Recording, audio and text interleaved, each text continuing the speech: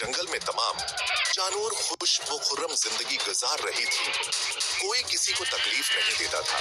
इस जंगल में हरण और हरने का एक जोड़ा भी रहता था, जिनका एक प्यारा सा बच्चा भी था। एक दिन ये तीनों अकठी घास खा रही थी कि एक चींटी पर उनकी नजर पड़ी, जो उनकी तरफ देखते हुए वहां से गुजर गया। घास चर लेने के बाद हरण और हरनी आराम करने लगी और बच्चा अपनी मस्ती में मग्न उछल कूद में मसरूफ हो गया। घास चर लेने के बाद हरण और हरनी आराम करने लगी और बच्चा अपनी मस्ती में मग्न उछल कूद में मसरूफ हो गया।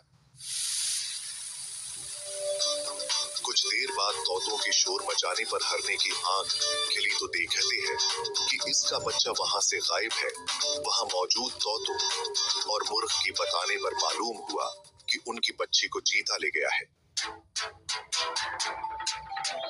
अपनी परेशानी की हल की लई बेचारी हरण और हरनी जंगल की बादशाह शेर के पास गई। जानवरों की मौजूदगी में शेर ने हरण से पूछा, तुम्हारी बच्ची को ले जाने वाला कौन था? हरण, मुझे पूरा यकीन है कि मेरे बच्चे को चीता उठा ले गया है, जिसकी गवाह वहां मौजूद तोती और मुर्ग है।